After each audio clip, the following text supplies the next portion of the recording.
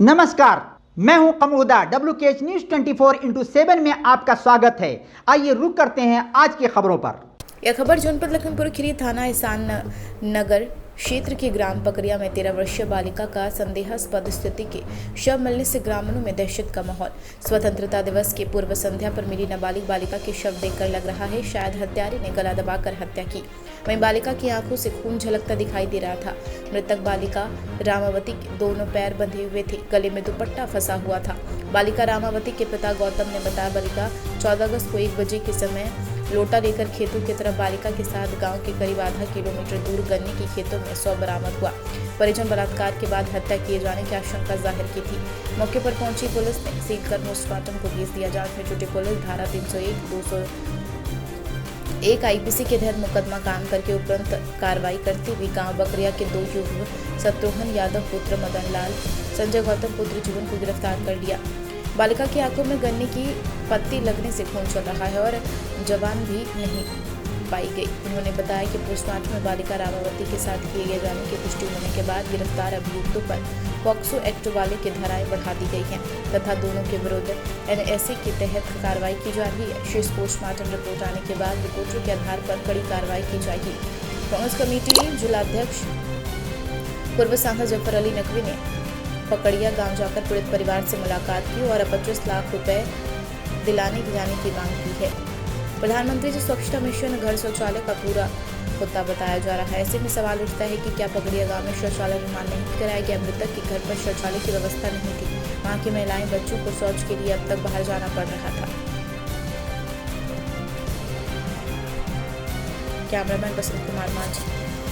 25 लाख रुपए इस पीड़ित परिवार को दिया जाए और आपके साथ पूरा इंसाफ होगा। और हमारी कांग्रेस पार्टी, प्रियंका जी, लल्लू जी, अध्यक्ष जी हमारे, ये सब लोग आपके साथ में हैं। जिले की कांग्रेस कमेटी आपके साथ में है। प्रियंका जी ने सबको भेजा है, जितने भी लोग आए हैं सबको भेजा है। इसीलिए भेजा है कि आपके दुख में शरीक हो और अगर कोई और जरूरत पड़ेगी तो सब लोग आएंगे। आप घबराएं नहीं, ये जंगल राज चल रहा है, इसमें हम लोग आपके लिए हमेशा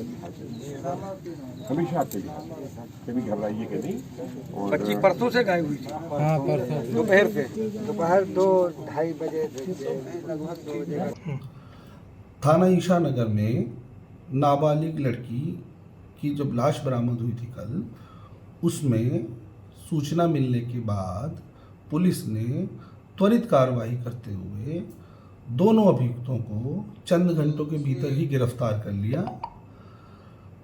बाद में जब पोस्टमार्टम रिपोर्ट आई, उस पोस्टमार्टम की रिपोर्ट के आधार पर रेप की जो पुष्टि हुई, उसी के आधार पर पोस्को एक्ट और रेप की धाराओं को बढ़ा दिया गया।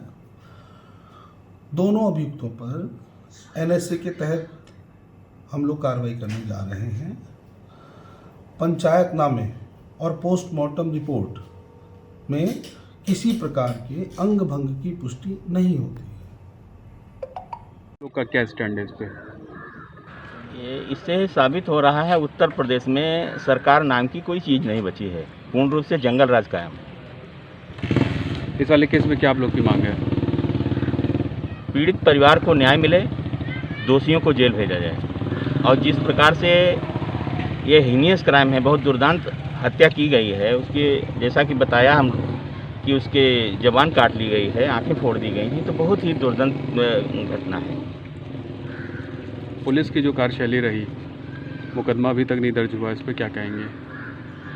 और पुलिस को तो मुकदमा दर्ज कर लेना चाहिए था।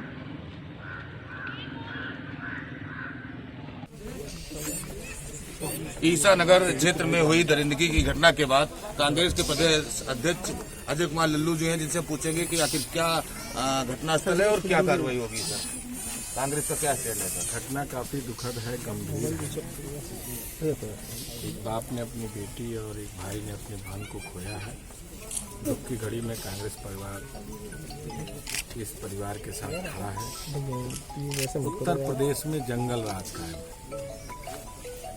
जिस तरह की घटनाएं प्रतिदिन सामने आ रही है, उत्तर प्रदेश शर्मसार होता जा रहा है। पिछले 15 दिन में 4 घटनाएं लखीमपुर में आई। अभी 10 दिन नहीं बीता, हापुड़ में 6 बरस की लड़की के साथ बलात्कार करके हत्या। जौनपुर में एक लड़की के साथ बलात्कार करके उसके ऊपर तेजाब फेंक देना और उसकी हत्या कर देना। सुदीक्षा भाटी के साथ छेड़छाड़, एक्सीडेंट में उसकी मौत। लखीमपुर की बेटी के साथ जिस तरह की विभत्स घटना हुई है, ये पूरा प्रमाण है कि उत्तर प्रदेश में जंगल राज कायम है। मुख्यमंत्री मौन साधे हुए, सरकार को जवाब देना होगा। आखिर उत्तर प्रदेश में बेटियां सुरक्षित क्यों नहीं है, बहनें सुरक्षित क्यों नहीं है? महामहिम चुप्पी साधे हैं, उनकी चुप्पी में कई राज झलकते हैं। अब तक कानून व्यवस्था के मुद्दे पर महामहिम का बयान न आना, ये उत्तर प्रदेश के लिए बड़ा चिंतनीय विषय है। कांग्रेस पार्टी चुप नहीं बैठेगी।